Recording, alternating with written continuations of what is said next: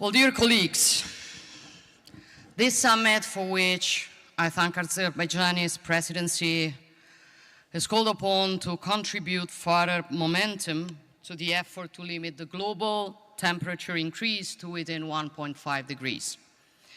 In Dubai, we set ambitious goals, tripling the world's capacity to generate renewable energy and doubling the global rate of energy efficiency improvements by 2030. Reaching this goal requires everyone's cooperation, starting with the major emitters of greenhouse gases and adequate financial support. During this conference, we will work to adopt the new climate finance target.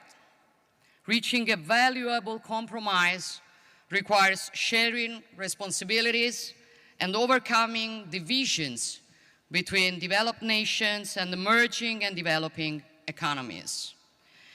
Italy intends to continue to do its own part.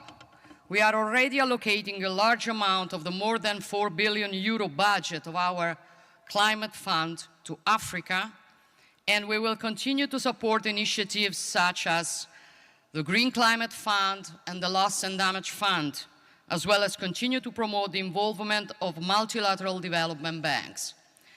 But it is equally a priority that the decarbonization takes into consideration our production and social systems sustainability. We must protect nature with man at its core. An approach that is too ideological and not pragmatic on this matter risks taking us off the road to success. Technology neutrality is the right approach, as currently there is no single alternative to fossil fuel supply. We must have a realistic global outlook. The world population will reach 8.5 billion by 2030, and global GDP will double in the next decade. This will boost energy consumption, also considering the increasing demand for artificial intelligence development. We need a balanced energy mix to enhance the transition process. We must use all available technologies, not only renewables, but also gas, biofuels, hydrogen, CO2 capture, and in future nuclear fusion, which could produce clean, safe, and limitless energy. Italy is at the forefront on nuclear fusion. In the framework of our G7 presidency, we organized the first meeting of the World Fusion Energy Group, sponsored by the International Atomic Energy Agency. We intend to relaunch this technology, which could be a game changer, as it can turn energy from a geopolitical weapon into a widely accessible resource.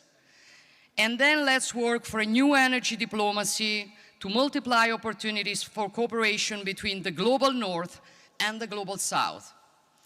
Our destinies are interconnected, and from energy connections we can draw great opportunities.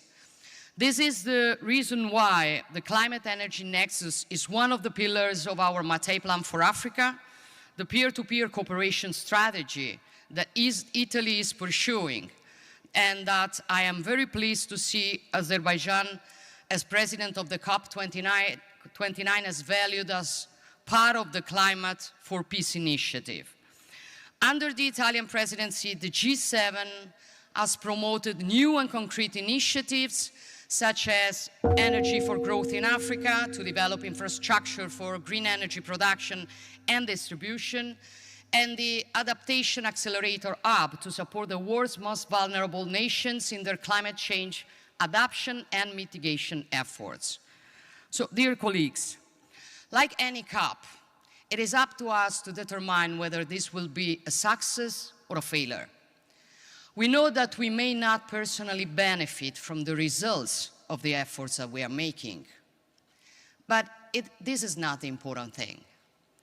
I'm a mother, and as a mother, nothing gives me more satisfaction than when I work for policies that will enable my daughter and her generation to live in a better place. So, as William James would say, act as if what you do makes a difference, for it makes it. Thank you.